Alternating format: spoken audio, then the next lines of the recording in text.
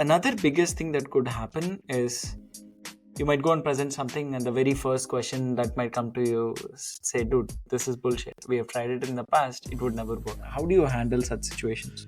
Answering all of these questions will equip you with the right information where you can have these conversations with people. So I think that's something which you have to work on and sit and think through.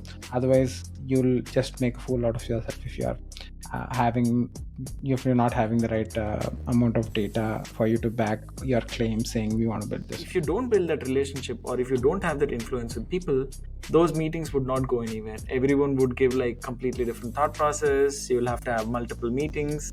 People will also be frustrated because it's not going anywhere. You need that one or two people who can you can rely on and can help you whenever you want, instead of you maybe putting a ticket in and waiting for a week to get back the data on certain things. Right? I think Yep. that's where relationship and all of these help. Hi everyone, welcome back to our podcast, Everything Product. In this podcast, we talk about different product management concepts, latest technologies, and we also host wide variety of industry leaders in product management. Sidhu and I were talking about different skills as a product manager, and one of the biggest things that actually stood out for us is influencing without authority. As product managers, we probably go into different industries or different products or different companies that we have no clue about. But even at that point, we are expected to influence people and get stuff done. So, we want to talk about what are the different things that we do in our career that can be useful for our audience. So, Sidhu, what I'm thinking about is let's take the journey of a product manager and see how we used influence at each point of time. So let's take this scenario, right? Let's say a product manager just joined the company. Okay. How do you think he can start building that influence within his team and the company? Yeah, funny. So I think eventually the first 30, 60, 90 days will break or make your journey at the company. That's what I feel. So I think a couple of things which I learned in previous companies which I've worked for is, one of the tip is to have an 30 60 90-day plan where you try to do certain set of things which will set you up for success as a product manager. And one of the most important things which you want to do in your first 30 days is to make sure you make a list of everybody you want to meet, be it somebody who is a product manager in a different function or and leader that you closely work with but belongs to a different function. Might be engineering, might be client services, might be sales, right? Make a list of all of these people, and maybe have 3 or 4 questions that you can ask them, and also have 2 or 3 points which you can tell them about yourself.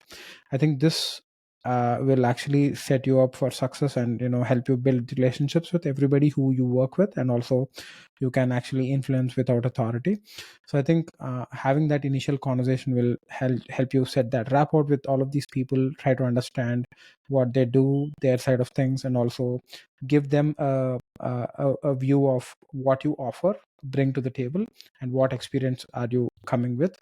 So that will actually help others respect you more than seeing you as an individual.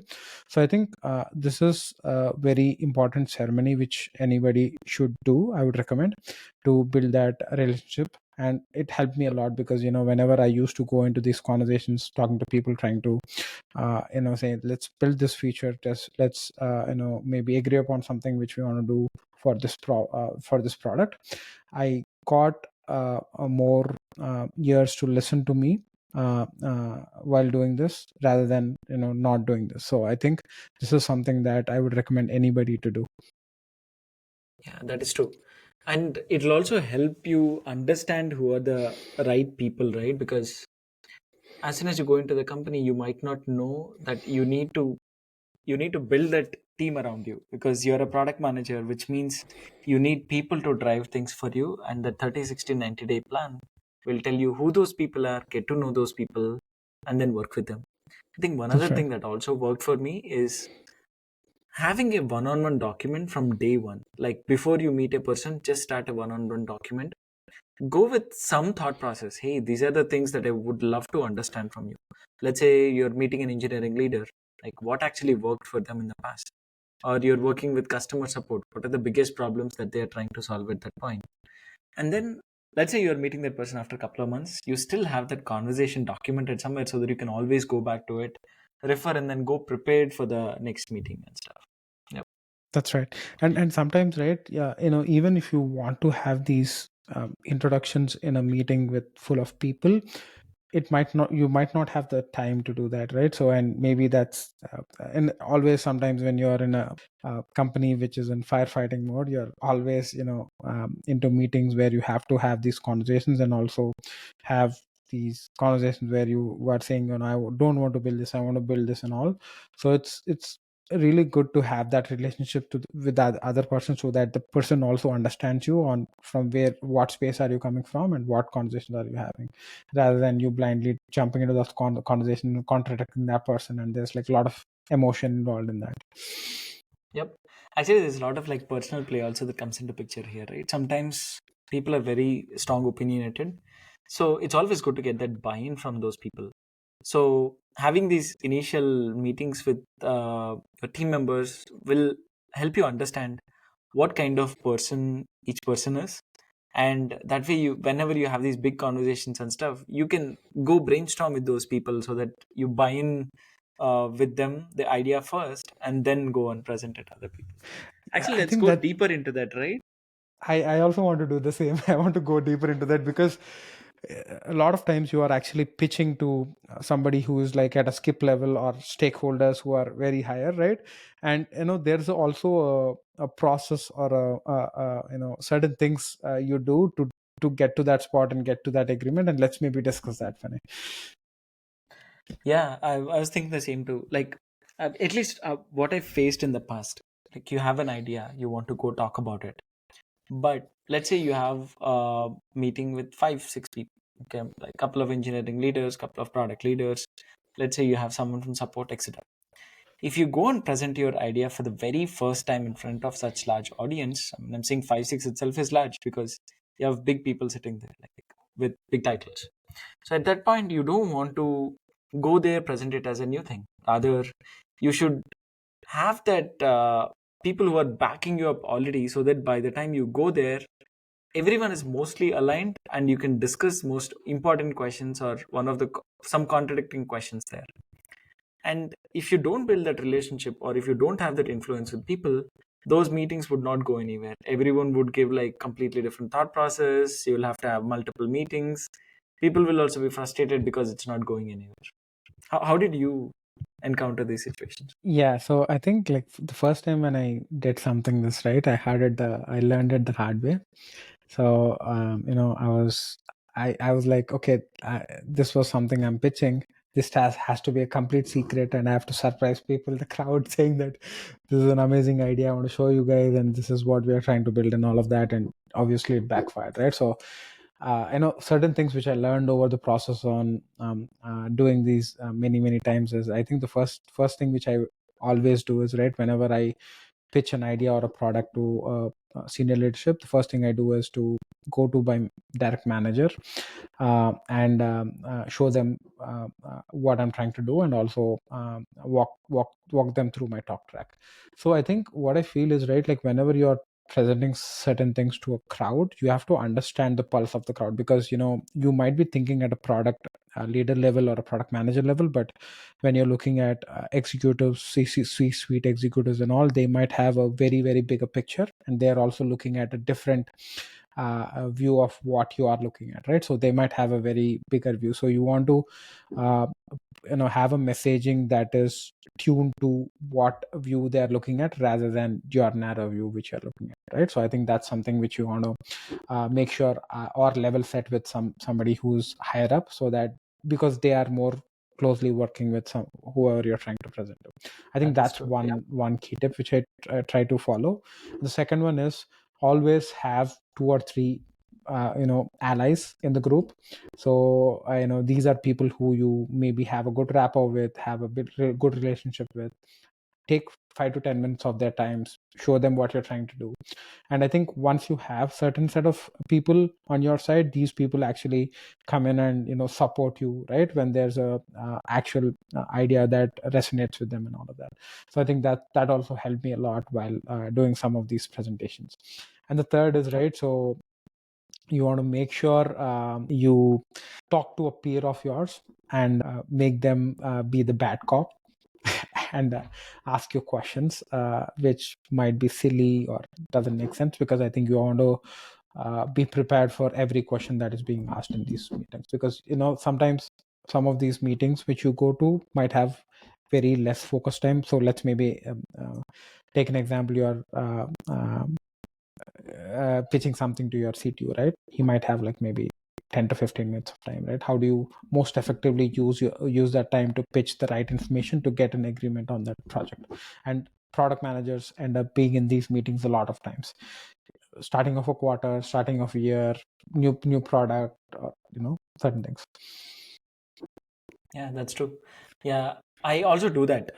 Whenever I come up with a PRD, right, I just send it to someone who I think is either more experienced in that field or could have a lot of opinions, and ask them to like be a devil's advocate and like be ruthless and comment on my PRD, because then I'll come to know, hey, these are all the things that I haven't, silly things, but I haven't thought through it, so that by the time I go to a meeting, like I would have answered all of that.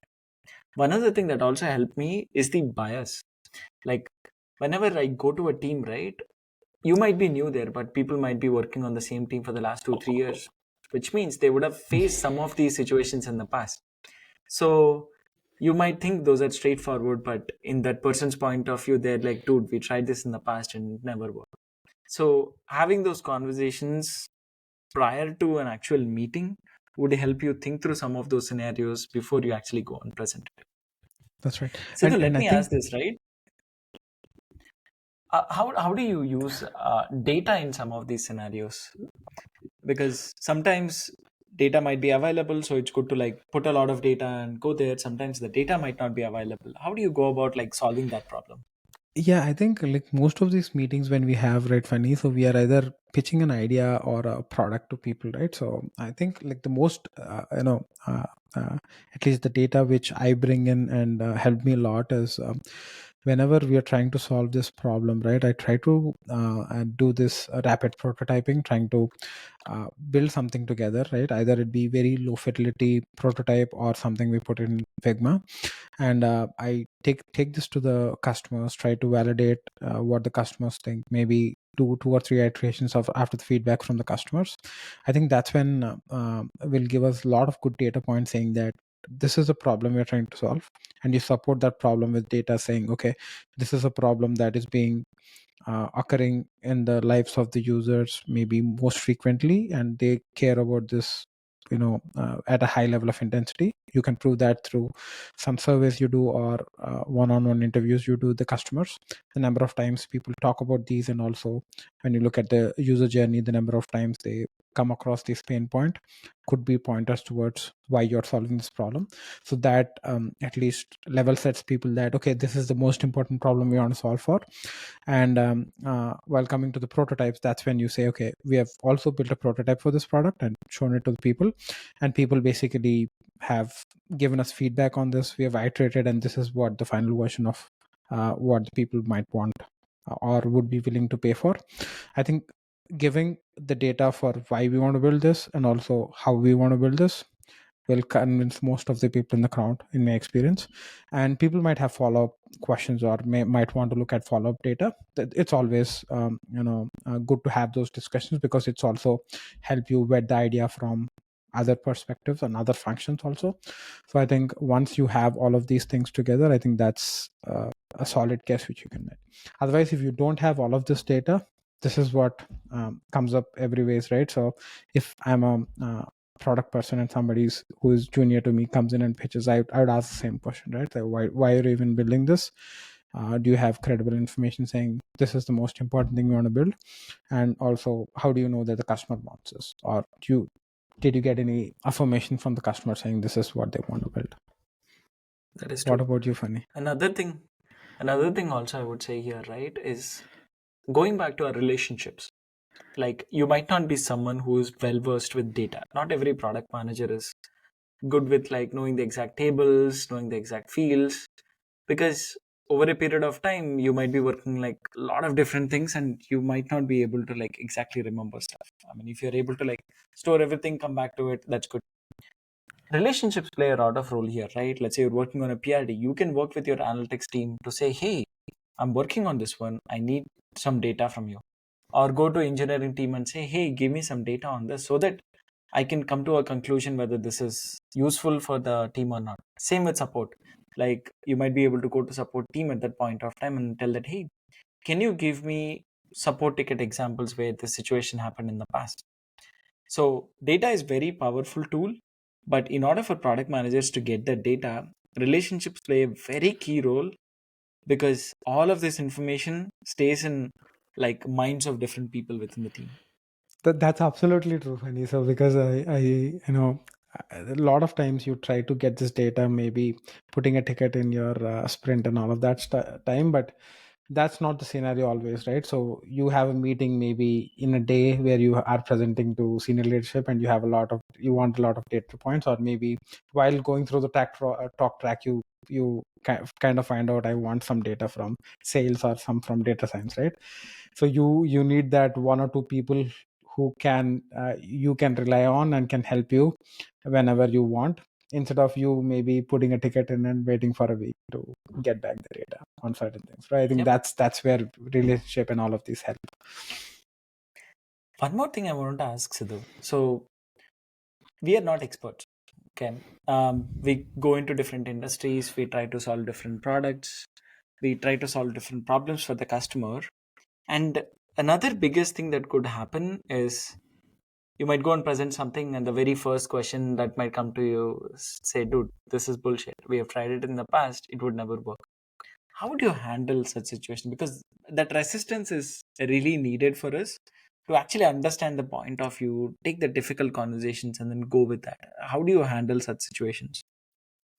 Yeah, I think one of the main things we want to, so I know like a lot of when you're coming from an engineering background, you always tune to coming up to solutions immediately. I think that's what you want to resist and avoid as a product person. So I think why is your biggest weapon, right? Ask why as many times as possible as you get to the root cause of what you're trying to do. I think even asking yourself, okay, why are you even building this? Why is this a problem for the customer? Why does he or she want it now?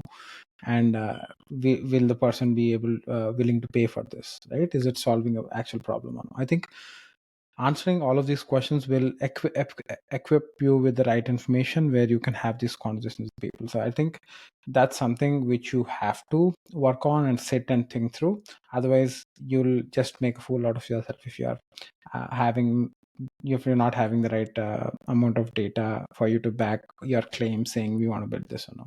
And I think this is something which you have to build over time, and if you're not doing that right, every time you go into that meeting you lose more and more credibility with your team. Yep. Another thing I also learned throughout my career is having that courage to be wrong, because you are wrong many a times, because you're the face of the product and you're the face of the team, which means you're trying to like challenge and question a lot of things.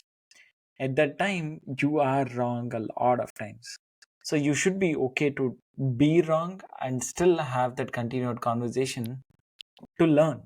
Like, many times what happens is like you're wrong one time and then you would think back to say, okay, should I ask that question next time, because I don't want to look like a fool. But looking like a fool as a product manager should be a day-to-day thing. That's one of the biggest ways you can learn as well. Yeah. I think you're always in so many meetings and so many places.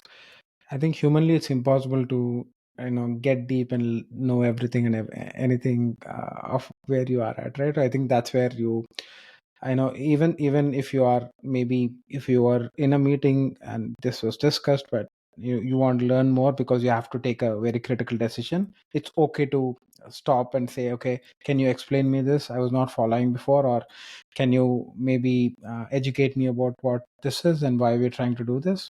I think that's absolutely fine for anybody to ask as a product manager. Yep.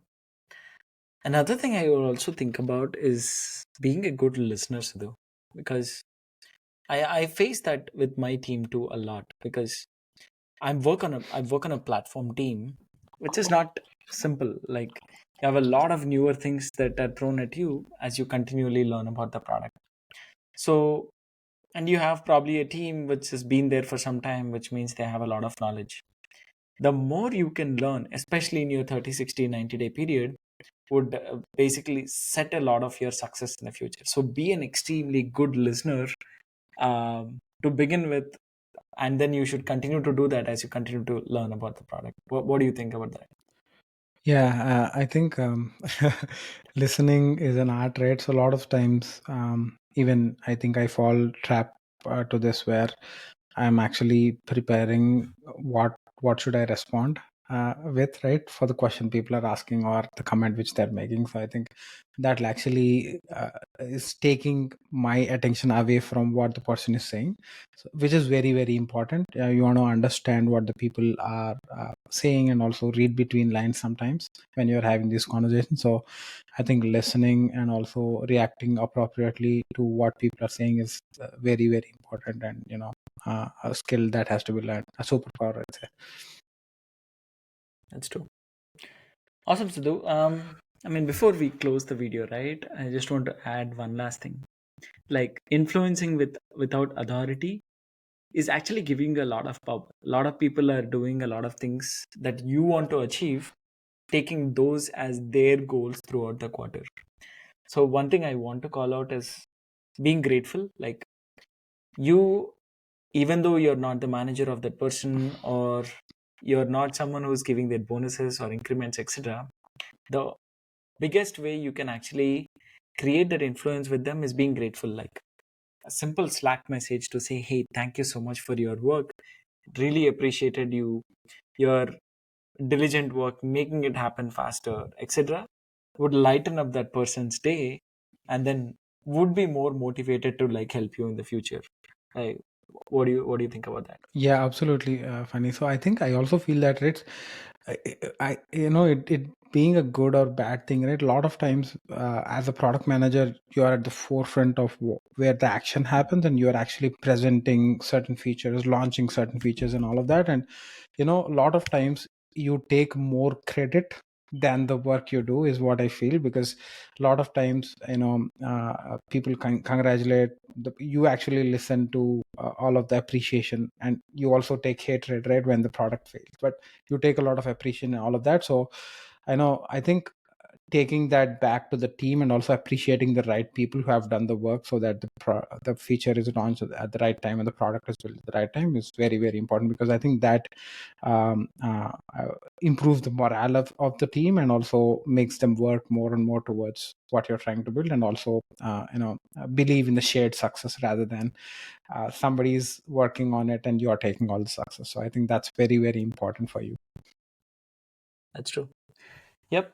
For all the listeners, right? Again, like going back to product management as a role, it is one of the most important roles in the industry. And the most important skill that we think about is influencing without authority. I know Sidhu and I talked about like different aspects of it. Like it could be your initial 30, 60-day, 90-day plan where you understand your team and build that relationship. It could also be thinking about having a strong point of view of what you want, using data backed decisions so that teams start trusting you and then following you on what you're thinking, building that resistance. Like you could be wrong several times but still being resistant and still understanding what the team is trying to do, and then eventually listening and then being grateful to your team, right? All of these things would play a very key role in influencing your team and getting things done. So I think that's all for the video. Any other closing thoughts, Sidhu? No, I think we had a really good discussion. So, please develop that muscle, influence without authority, to be more successful as a product manager. Thanks, everybody. Thank you.